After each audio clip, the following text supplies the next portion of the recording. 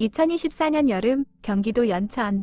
21살의 김진우는 이제 막 익숙해지려던 대학 캠퍼스의 자유로움 대신 낯설고 엄격한 규율이 지배하는 공간 앞에 서 있었다. 그래픽 디자인과 학생, 밤새도록 마우스와 씨름하고 픽셀 단위로 세상을 보던 그에게 연천 육군 신병교육대의 흙먼지 날리는 연병장은 마치 다른 행성처럼 느껴졌다. 부모님의 걱정 가득한 눈빛을 애써 외면하며 위병소를 통과하는 순간 등 뒤로 철커덕 닫히는 육중한 철문 소리가 그의 심장을 옥죄는 듯했다. 신병들, 정신 안 차리나? 입소 첫날부터 귀를 찢는 듯한 조교의 고함 소리와 함께 본격적인 군대 생활이 시작되었다. 모든 것이 통제되고 규격화된 곳. 똑같은 모양의 디지털 전투복, 짧게 깎은 머리, 심지어 걷는 방식까지. 진우는 어색하게 관등 성명을 외치고 번호로 불리는 것에 익숙해져야 했다. 내성적인 성격의 학창시절 대부분을 컴퓨터 앞에서 보낸 그에게 단체 생활과 끊임없는 육체활동은 고역 그 자체였다. 특히 운동신경이 둔한 편이라 구보나 각계전투 훈련에서는 늘 뒤처지기 일쑤였다. 그가 배정받은 생활관에는 30명 남짓한 각양각색의 청년들이 있었다. 긴장과 불안, 혹은 체념이 뒤섞인 표정들 사이에서 유독 한 사람의 눈빛이 진우의 뇌리에 박혔다. 마동현. 20서너쯤 되어 보이는 그는 다부진 체격과 날카로운 눈매, 미간에 잡힌 옅은 흉터 자국까지 더해져 범상치 않은 위압감을 풍겼다. 그는 입소 전 사회에서 뭘 했는지 모르겠지만 그의 말투나 행동에는 거침이 없었고 약한 자를 골라내는 본능적인 감각이 있는 듯했다. 야, 안경. 너 이름이 뭐냐? 첫날 점호 준비 시간, 어수룩하게 전투복을 정리하던 진우에게 동현이 다가와 턱짓으로 물었다. 진우는 잔뜩 긴장한 목소리로 겨우 대답했다. 이병 김진우. 김진우? 생긴 건 멀쩡하게 생겨서 하는 짓은 어째 그리 굼뜨냐? 너 대학 다니다 왔다며? 무슨 과? 그래픽 디자인과입니다. 그래픽? 그거 뭐 그림이나 끄적이는 거 아니냐? 군대에서는 그런 거 아무짝에도 쓸모없어. 여기선 힘이 법이고 깡이 실력이다. 알겠냐?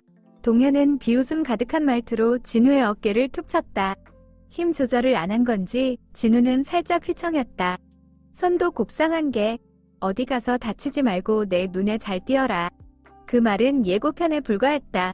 그날 이후 진우는 마동현의 주요 표적이 되었다. 처음에는 사소한 시비였다.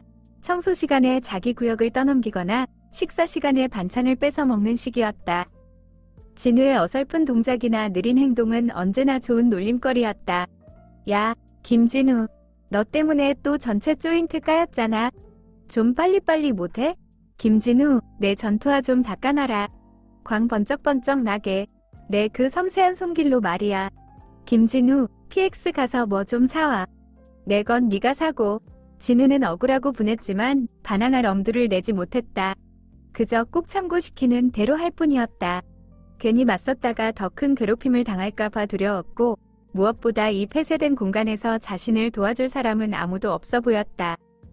계급이라는 보이지 않는 벽과 힘이라는 노골적인 폭력 앞에서 그는 무력했다. 매일 밤 딱딱한 침상에 누워 눈을 감으면 집 생각과 함께 서러움이 밀려왔다. 이게 정말 대한민국 남자라면 누구나 거쳐야 하는 통과이래란 말인가? 그의 21살 여름은 그렇게 절망 속으로 가라앉고 있었다. 그러던 어느 날 진우는 또 다른 관심병사 아닌 관심병사를 발견했다. 최성민. 그 역시 동현의 레이더망에 걸려든 듯했지만 진우와는 조금 달랐다. 과묵하고 표정 변화가 거의 없는 성민은 동현의 시비에도 크게 동요하지 않았다. 시키는 일은 마지못해 하는 듯했지만 결코 굴복하거나 비굴한 모습을 보이지 않았다. 그는 전라도 시골 출신으로 입대 전까지 이런저런 아르바이트를 하며 잔뼈가 굵은 듯 보였다. 진우처럼 곱게 자란 티는 나지 않았지만 그렇다고 동현처럼 거칠지도 않았다. 힘든 제식 훈련이 끝나고 잠시 쉬는 시간, 땀에 젖은 진우에게 성민이 다가와 물통을 건넸다. 마셔라. 날 더운데 기운 빠지겄다. 고맙습니다. 진우는 얼떨결에 물통을 받아들였다. 힘들제? 저 마동현인가 뭔가 하는 인간 때문에. 성민은 무심한 듯 말했지만 그 안에는 진우의 처지를 이해한다는 듯한 기색이 담겨 있었다. 너무 기죽지 마라. 원래 저런 부류는 약해 보이면 더 물어뜯는 법이여. 그렇다고 대놓고 들이받으면 피곤해지니께 우리끼리라도 좀 돕고 살아야제. 그의 투박하지만 진심 어린 말에 진우는 울컥했다. 처음으로 누군가 자신의 편이 되어준다는 느낌이었다. 그날 이후 진우와 성민은 자연스럽게 붙어 다니게 되었다. 함께 식사하고 훈련 중에 서로 뒤처지지 않게 챙겨주고 밤에는 몰래 과자를 나눠 먹으며 힘든 시간을 견뎠다. 성민의 존재는 진우에게 큰 위안이자 버팀목이었다.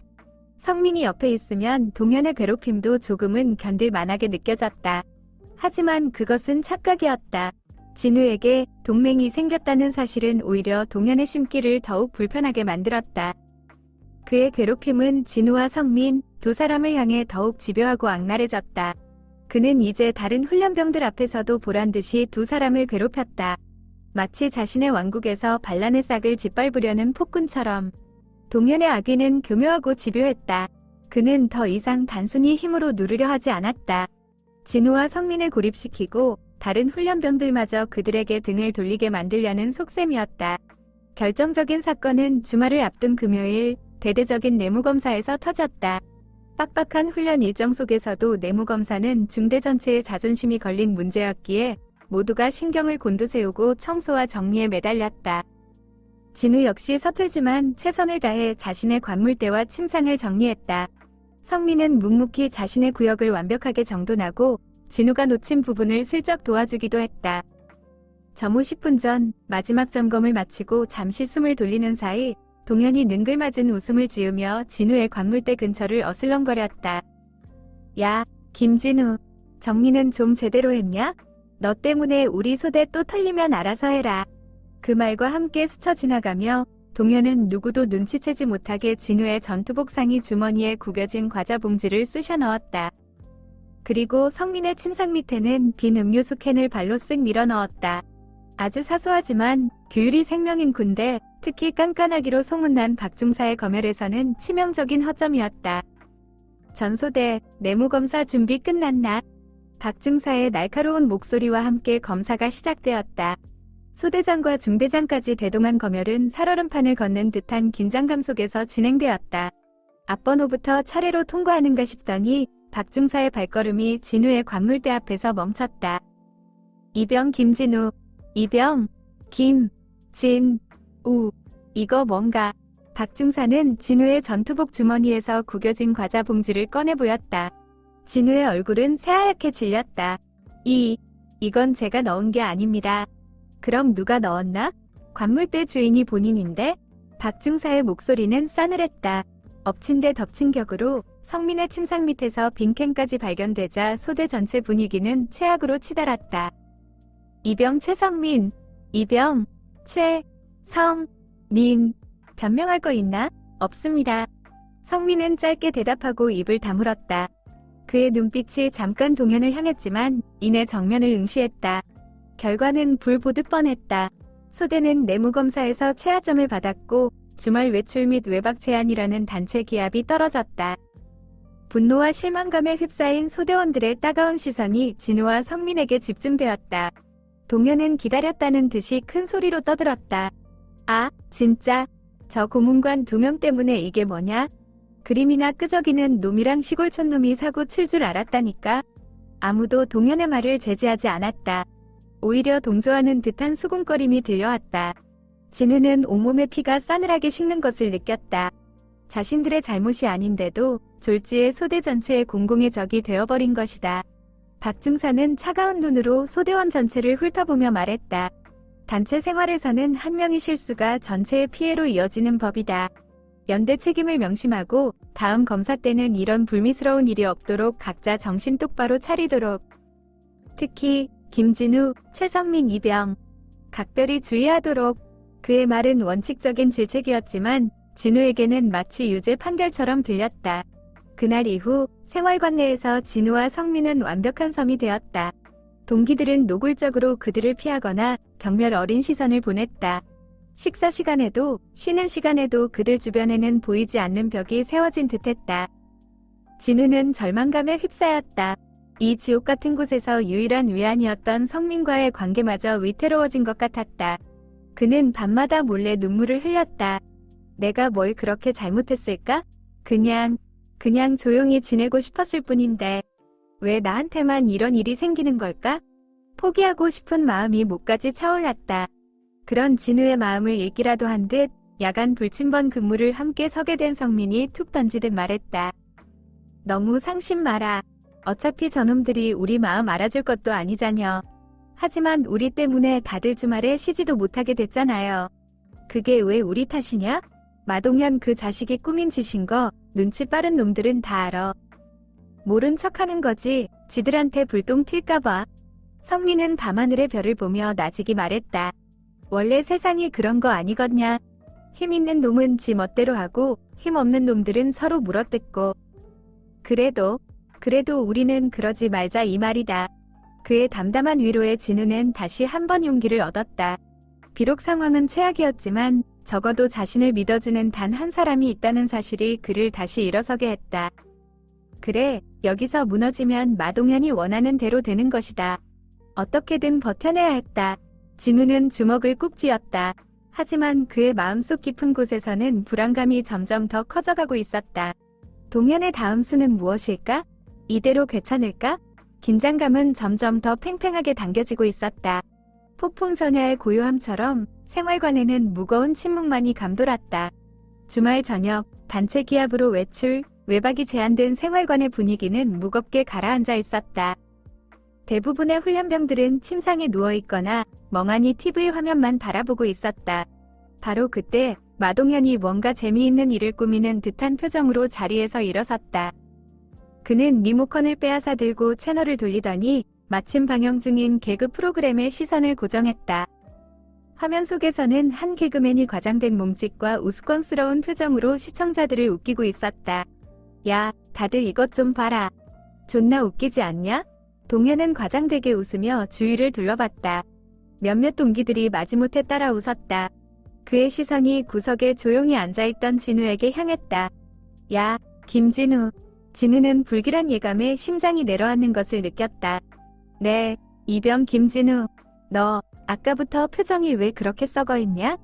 너 때문에 우리 주말 다 날아갔는데 웃지도 못해? 동현은 진우에게 다가오며 비아냥거렸다. 심심한데 네가 재롱이나 한번 떨어봐라. 저기 TV에 나오는 거 그대로 한번 따라해봐. 내 그 뻣뻣한 몸으로 하면 존나 웃기겠다. 모든 시선이 진우에게 쏠렸다. 당혹감과 수치심에 얼굴이 화끈거렸다. 저는 그런 거 잘 못합니다. 진우는 떨리는 목소리로 간신히 대답했다. 못한다고? 야, 군대에서는 까라면 까는 거야. 어디서 토를 달아? 까라면 까. 못하면 될 때까지 하는 거고. 안 그래, 얘들아? 동현은 주변 동기들을 향해 동의를 구하듯 말했다. 몇몇은 시선을 피했고 몇몇은 마지못해 고개를 끄덕였다. 어서 해보라니까. 분위기 족같이 만들지 말고. 동현의 목소리가 점점 커졌다. 그의 눈빛에는 명백한 악의가 서려 있었다. 그는 진우를 공개적으로 망신주고 그의 마지막 남은 자존심마저 짓밟으려 하고 있었다. 진우는 입술을 깨물었다. 여기서 시키는 대로 한다면 그는 영원히 동현의 놀이개가 될 것이다. 하지만 거부한다면 무슨 일이 벌어질지 예측할 수 없었다. 그의 마음속에서 두려움과 분노가 격렬하게 충돌했다. 그때 TV 속 개그맨의 우스꽝스러운 표정이 눈에 들어왔다. 그리고 그 표정을 강요하는 동현의 비열한 얼굴이 겹쳐 보였다. 순간 진우 안에서 무언가가 툭 하고 끊어지는 소리가 났다. 싫습니다. 나지막하지만 단호한 목소리였다. 생활관 전체가 숨을 죽였다. 아무도 예상하지 못한 반응이었다. 뭐라고? 이 새끼가 진짜 돌았나? 동현은 자신의 귀를 의심했다. 늙겁에 질려있던 진우의 입에서 거절의 말이 나오리라고는 상상도 못했던 것이다. 너 지금 나한테 개기는 거냐? 저는 형님의 장난감이 아닙니다. 진우는 떨리는 몸을 애써 진정시키며 동현을 똑바로 쳐다봤다. 그의 눈에는 두려움이 아닌 결연한 의지가 담겨 있었다. 더 이상은 못 참겠습니다. 이 새끼가 진짜 죽고 싶어서 환장했구나. 동현은 얼굴이 벌개져서 진우에게 달려들었다. 그의 주먹이 진우의 얼굴을 향해 날아왔다. 바로 그 순간 옆에 앉아있던 성민이 번개처럼 일어나 동현의 팔을 붙잡았다. 그만해라, 마동현. 성민의 목소리는 낮고 차분했지만 그 안에는 강한 힘이 실려 있었다. 동현은 예상치 못한 저항에 잠시 주춤했다. 최성민? 너까지 왜 이래? 이거 안 놔? 진우 말이 맞다. 작작 좀 해라. 네가 뭔데 사람을 이래라 저래라 하고 때리려고까지 하냐? 성민은 동현의 팔을 놓지 않은 채 노려보며 말했다. 그의 눈빛은 평소의 과묵함과는 다른 강렬한 분노를 담고 있었다. 너희 둘 다 오늘 아주 돼지고 싶어서 작정을 했구나? 좋아, 누가 진짜 힘이 센지 한번 붙어보자 이거지? 동현은 성민의 팔을 뿌리치며 자세를 고쳐 잡았다. 일촉즉발의 상황. 훈련병들은 겁에 질린 채 두 사람을 지켜볼 뿐 아무도 감히 끼어들지 못했다. 그래, 어디 한번 해보자. 성민 역시 물러서지 않았다. 두 사람은 서로를 노려보며 으르렁거렸다. 격렬한 몸싸움이 벌어졌다. 동현은 성민보다 체격이 컸지만 성민은 군대 오기 전부터 했던 막노동으로 다져진 맷집과 악착 같은 근성으로 맞섰다. 두 사람은 뒤엉켜 넘어지고 주먹을 주고받았다. 생활관은 순식간에 아수라장이 되었다. 고함 소리와 물건 넘어지는 소리가 뒤섞였다. 그만들 하세요. 제발. 진우는 울먹이며 두 사람을 말리려 했지만 역부족이었다. 거기, 지금 뭐 하는 거야? 바로 그때 복도에서 순찰 중이던 박중사의 불호령이 터져나왔다. 그의 예상치 못한 등장에 싸우던 동현과 성민은 물론 지켜보던 훈련병들까지 모두 얼어붙었다. 박중사는 싸늘한 눈빛으로 난장판이 된 생활관과 씩씩거리는 두 사람, 그리고 겁에 질린 진우를 번갈아 쳐다봤다. 마동현, 최성민, 너희 둘 당장 따라 나와. 박중사의 목소리는 분노로 낮게 가라앉아 있었다. 나머지 인원들은 당장 원위치하고 내부 정리 실시한다. 이따 점호 시간에 보자. 동현과 성민은 고개를 푹 숙인 채 박중사를 따라 생활관을 나섰다. 남겨진 훈련병들은 쥐 죽은 듯이 조용히 주변을 정리하기 시작했다. 진우는 다리가 풀려 그 자리에 주저앉았다. 심장이 미친 듯이 뛰고 있었다. 방금 무슨 일이 일어난 건지, 앞으로 어떻게 될지 아무것도 예측할 수 없었다. 다만 한 가지는 확실했다. 더 이상 예전으로는 돌아갈 수 없다는 것. 그리고 박중사의 마지막 눈빛이 유독 동현을 향해 차갑게 빛났다는 사실이었다. 그날 밤의 점호는 그 어느 때보다 살벌했다. 박중사는 평소보다 훨씬 더 엄격하고 냉정한 태도로 점호를 진행했고 그의 시선은 생활관 전체를 꿰뚫는 듯했다. 몸싸움을 벌였던 마동현과 최성민은 중대본부로 불려가 조사를 받은 후 풀이 죽은 모습으로 돌아와 소대원들 앞에서 공개적으로 사과해야 했다. 하지만 그것으로 끝이 아니었다. 다음 날 아침 훈련소 내부에 이상한 소문이 돌기 시작했다. 마동현이 간밤에 갑자기 사라졌다는 것이다. 야, 마동현 어디 갔냐? 어제 그렇게 깨지고 삐져서 타령한 거 아니야? 무슨 소리야? 어젯밤에 위무대 갔다는 말도 있던데? 싸우다 다쳤나? 아니야. 내가 듣기로는 징계위원회 열려서 영창 갔다는 말도 있어. 훈련병들은 저마다 추측을 쏟아내며 수군거렸다. 진우와 성민은 애써 태어난 척했지만 속으로는 불안감을 감출 수 없었다. 만약 마동현이 정말 큰 징계를 받게 된다면 그 불똥이 자신들에게 튀지 않을까 하는 걱정 때문이었다. 며칠이 지나도록 마동현의 행방은 묘연했다. 그의 빈자리는 생활관에 어색한 공백을 남겼고 그를 따르던 몇몇 훈련병들도 눈에 띄게 조용해졌다. 그러던 중 소대 전체 집합명령이 떨어졌다. 소대장이 직접 전달한 내용은 충격적이었다. 전 소대원에게 알린다. 마동현 훈련병은 어제부로 퇴소 조치되었다. 퇴소? 훈련병들은 술렁였다. 단순 징계가 아니라 아예 훈련소에서 쫓겨났다는 의미였다. 사유는 불미스러운 일에 연루되었기 때문이다. 자세한 내용은 알 필요 없고 각자 훈련에만 집중하도록. 이상. 소대장은 짧게 말을 맺고 돌아섰다. 하지만 비밀은 오래가지 못했다. 위무대에서 근무하는 동기나 행정반에서 일하는 동기를 통해 소문의 조각들이 맞춰지기 시작했다. 야, 들었냐? 마동현, 마약 검사에서 양성 반응 나왔대. 뭐? 마약? 진짜? 어쩐지 눈빛이 좀 이상하다 했어. 그래서 그렇게 애들 괴롭히고 다녔나봐. 어제 몸싸움 후에 박중사님이 바로 찔러서 검사 들어갔다는 말도 있고. 충격적인 소식이었다. 그저 성격 더럽고 폭력적인 줄만 알았던 마동현이 마약을 했다는 사실은 아무도 예상하지 못했다. 몸싸움 사건이 도화선이 되어 그의 숨겨진 문제가 드러난 것이다.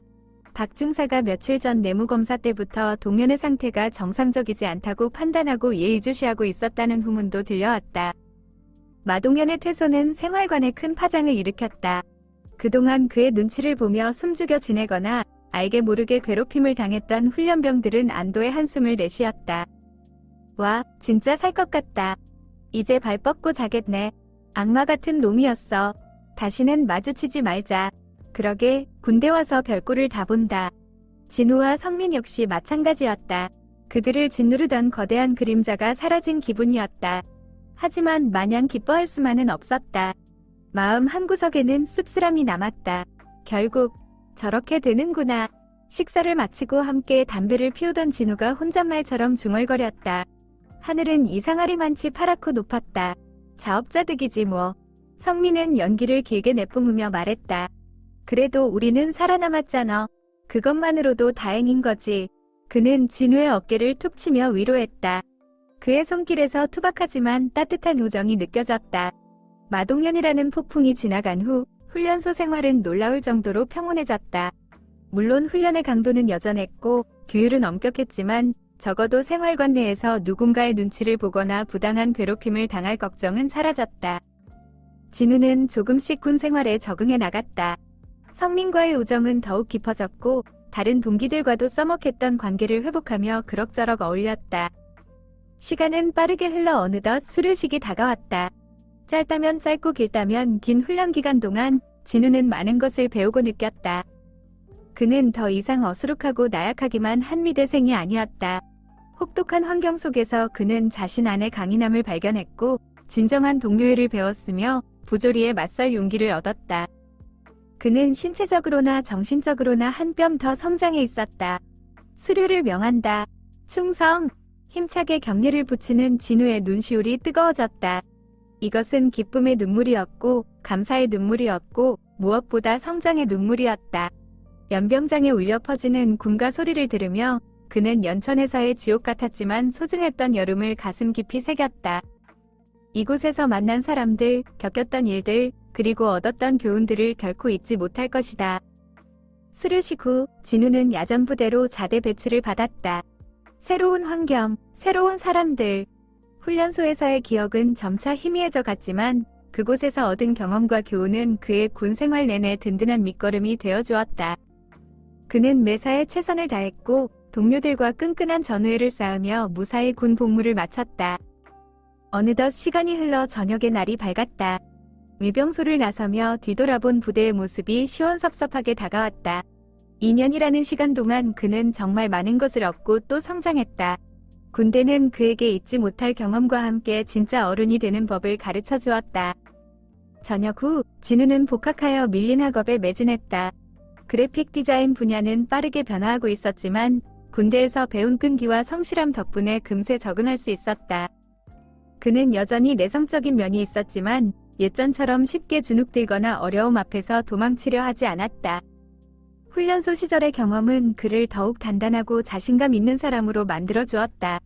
그는 훈련소 동기였던 최성민과 꾸준히 연락하며 지냈다. 성민은 고향으로 돌아가 작은 농산물 유통사업을 시작했고 특유의 성실함과 뚝심으로 제법 자리를 잡아가고 있었다. 두 사람은 가끔 서울에서 만나 술잔을 기울이며 군대 시절 이야기를 나누곤 했다. 야, 김진우, 그때 생각나냐? 마동현 그 새끼 진짜 미친놈이었지. 우리가 어떻게 그런 놈 밑에서 버텼을까 몰라. 성민은 맥주 거품을 닦으며 허허 웃었다. 그러게 말이야. 그래도 덕분에 우리가 더 친해진 거 아니겠냐? 진우도 씁쓸하게 웃으며 맞장구를 쳤다. 그때 형 아니었으면 나 진짜 버티기 힘들었을 거야. 뭔 소리여. 너도 마지막엔 용기 냈잖아. 네가 싫다고 딱 잘라 말했을 때 솔직히 좀 놀랐다. 성민은 진심으로 말했다. 내 덕분에 나도 같이 맞설 수 있었던 거지.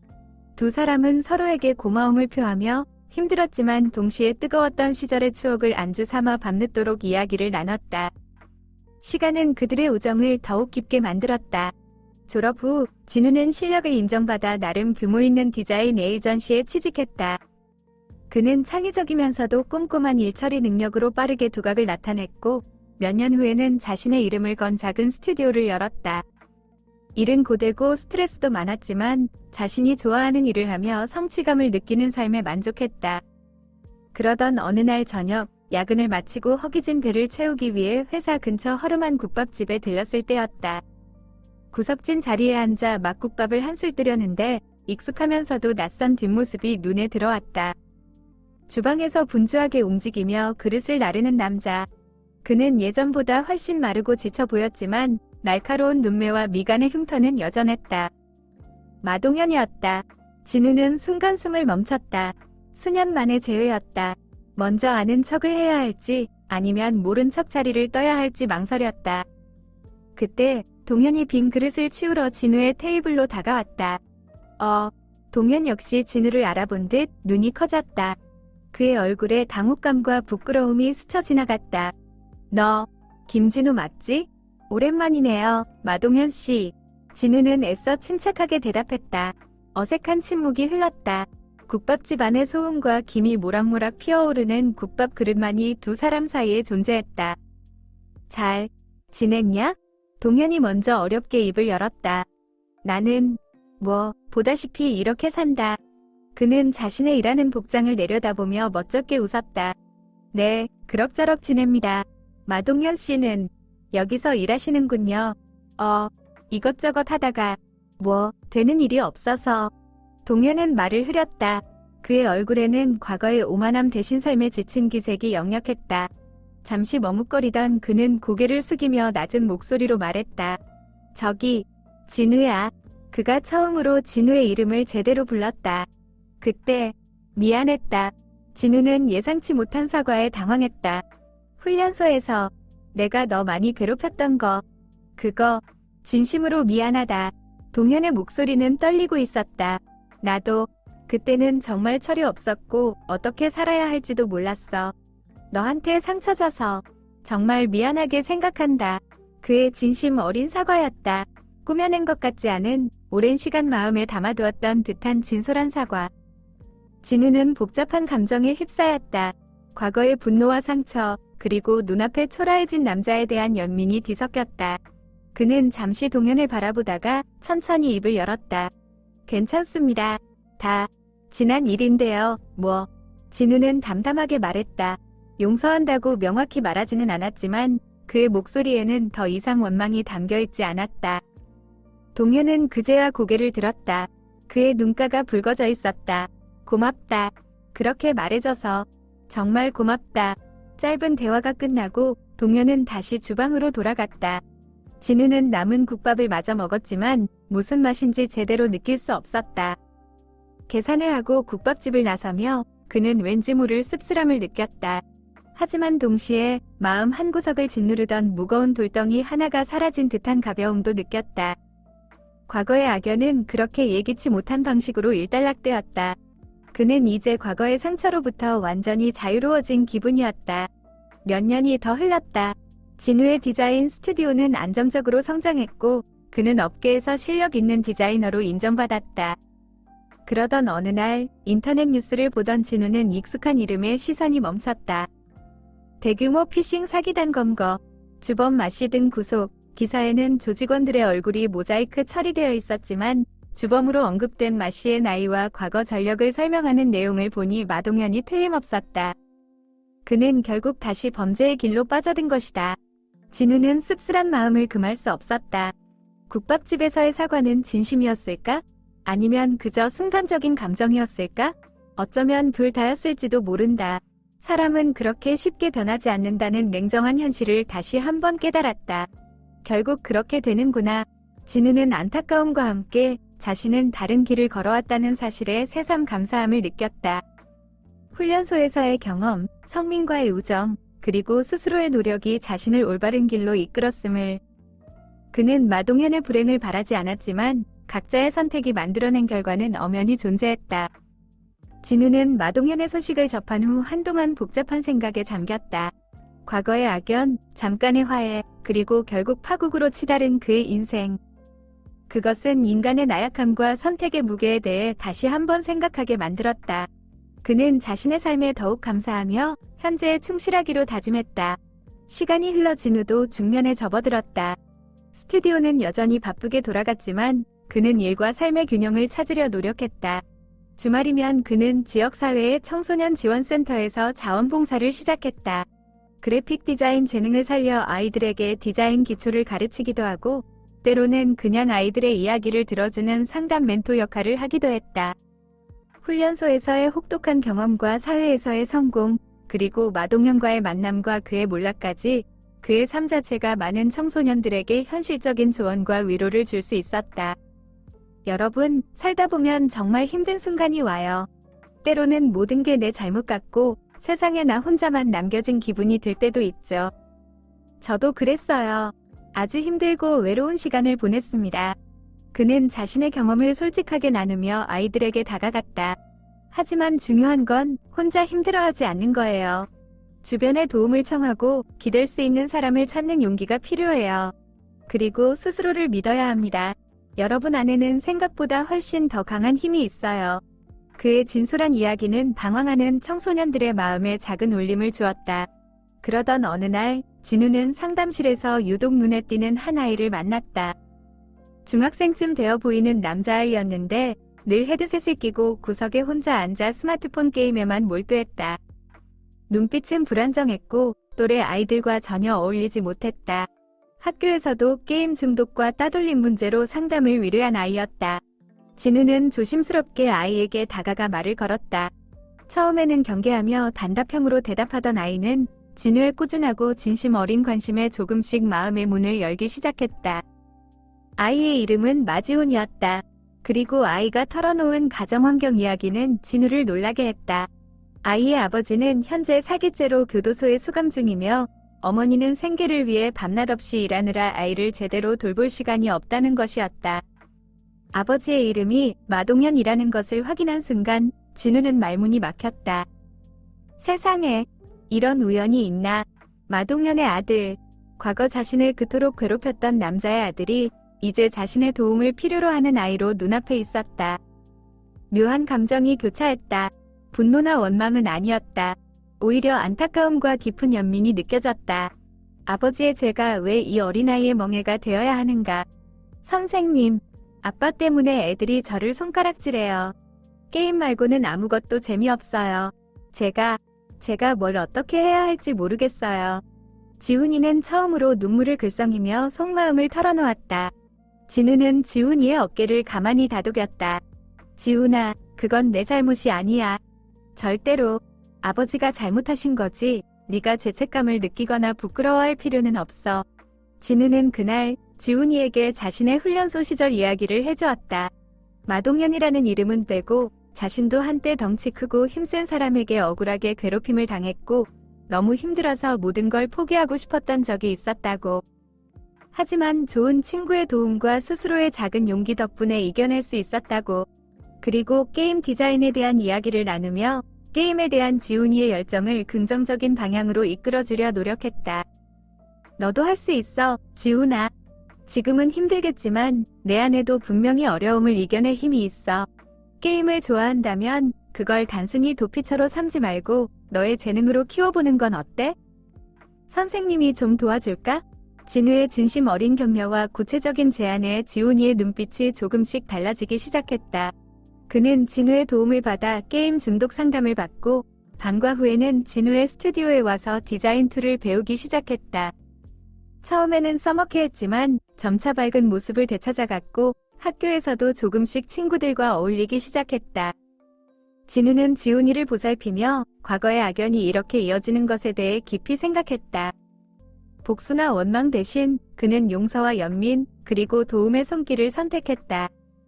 그것이 훈련소에서의 고통스러운 경험을 통해 자신이 배운 가장 값진 교훈이라고 믿었기 때문이다. 그는 마음속으로 교도소에 있을 마동현에게 조용히 메시지를 전했다. 내 아들은 내가 잘 보살펴줄게. 너도 언젠가 죄값을 치르고 부디 새 삶을 살기를 바란다. 세월이 흘러 진우는 백발이 성성한 노인이 되었다. 그는 자신의 삶을 되돌아보았다. 연천 훈련소의 흙먼지, 마동현의 폭력, 최성민의 묵묵한 우정, 그리고 마지훈의 변화. 그 모든 순간들이 모여 지금의 자신을 만들었다. 훈련소에서의 경험은 지울 수 없는 상처이기도 했지만 동시에 그 무엇과도 바꿀 수 없는 성장의 자양분이 되었다. 그곳에서 그는 인간의 가장 추한 모습과 가장 빛나는 용기를 동시에 목격했고 절망 속에서도 피어나는 희망과 연대의 가능성을 배웠다. 인생이란 참으로 놀라운 여정이야. 은퇴 후 그는 자신의 경험을 담담하게 담은 자서전을 집필하기 시작했다. 혹독했던 훈련소 이야기부터 디자이너로서의 삶, 그리고 자원봉사를 통해 만난 지훈이의 이야기까지. 이 이야기가 누군가에게 작은 위로나마 전해질 수 있다면 그것만으로도 내 삶은 충분히 의미 있었던 거겠지. 펜을 든 그의 눈빛은 젊은 날의 불안과 두려움 대신 삶의 지혜와 평온함으로 빛나고 있었다. 훈련소에서의 기억은 더 이상 고통스러운 트라우마가 아니었다. 그것은 그의 삶을 관통하는 깊은 울림이자 세상을 향한 따뜻한 시선을 갖게 한 소중한 보물이 되었다. 그는 그 보물을 나누며 남은 생을 조용히 그러나 의미 있게 살아가리라 다짐했다. 창밖으로 보이는 맑고 푸른 하늘처럼 그의 마음 역시 더없이 평화로웠다.